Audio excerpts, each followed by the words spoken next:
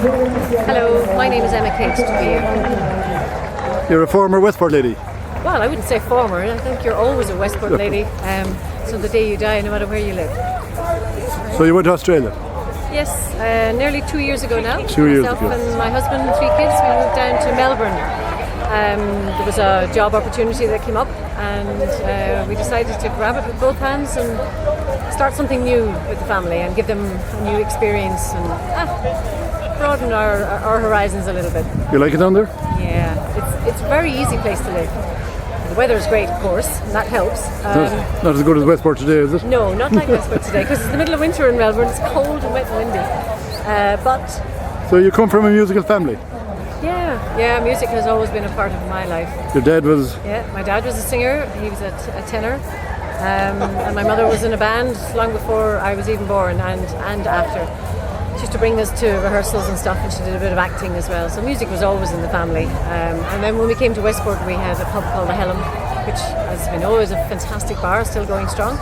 And every Saturday night I'd be hauled up to sing a couple of songs along with my dad. And it's funny, the Kilfenora Cayley band were singing one of my old songs, a very inappropriate song for a 10-year-old to sing, a bunch of time. That's right, yeah. But later on, when I realised what the words meant, I just thought, oh my God, what was I singing? But yeah, music was always part of our life. So you went classical, did you? Yeah, small dance. Or mixed? Yeah, I trained for 10 years in the Cork School of Music with Bobby Bear and with Dr. Veronica Dunn up in Dublin. I used to go up and down to her. Took small parts in operas, eventually, finally getting paid to sing, which was really nice. And then I'd always had a love or a grow for the Irish music, because I went to school in Tuamacady in Closh-Tamura, and I loved the Irish music. So I took the Irish songs and sang them in a classical way, with orchestration as opposed to the traditional barons and tin whistles. I gave it a different feel, so that way I brought out a new album. And you're still singing in Australia? I am. I can't believe the opportunities that are there at the moment. I'm working about 4 or 5 days a week, which is unheard of for a singer to be Wouldn't happen in Ireland, no? I'm afraid not. I just think, well, it's a bigger market, let's face it. Oh, It's yeah. a much bigger market. It's a bigger country. It's to get around, oh yeah. my God. Do you go around the whole lot of it? I haven't, no. My husband has, yeah. Bob does a lot of travelling around Australia, but not me. I'm at home with the 3 kids, really. So you're based in Melbourne? Based in Melbourne, down on the southeast suburb of Beaumaris, right on the water. And most of your work is there, is it? No, it's all over Melbourne. All over Melbourne. Would be, I'd have an hour's drive to do a gig, Okay. an hour and a half. But 4.5 million people in Melbourne. It's a massive city. It takes forever to get from one end to the other. It could take you 2.5 hours, from side to side, which is huge.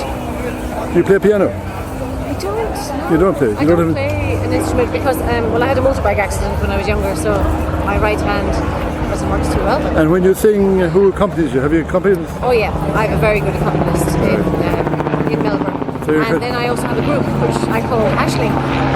Oh, I do? Keeping it Irish, yeah, an Irish group. They're a 4-piece band. So we've got guitar, flute, whistle, mandolin, and a double bass player. So we do a lot of the Irish traditional music, and I have a little show that we're doing, Ashling the Story. It tells the story of the Irish songs, like Roisin Dhu, and how it's all about, about Ireland, being portrayed as a woman, and all the stories and the history behind all the Irish songs. Are you going to bring it back to us?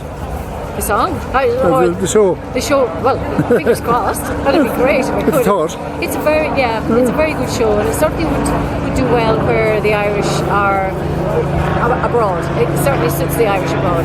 Westport Festival next year, maybe? Wouldn't that be lovely? Yeah. I'd love that, yes. Are there many Westport people in Melbourne? Do you meet many of them out there? I haven't met any other Westport people in Melbourne, but meeting a lot of Irish from all over the country, because they're everywhere. So you're enjoying your holiday? I am. Just arrived. What day did I arrive? I arrived on Friday evening. And you're at the festival here? Yes. What do you think? Oh, it's fantastic. Yeah. It's brilliant. I can't wait to see all the other acts. Yeah. As I say, we've just seen the Kilfenora Cayley band and Brian Adams tomorrow, Sinead O'Connor. Oh, it's just fantastic to have this on our doorstep. We're very, very lucky. Absolutely. Well, enjoy the rest of it. Thank you. Thank you very much.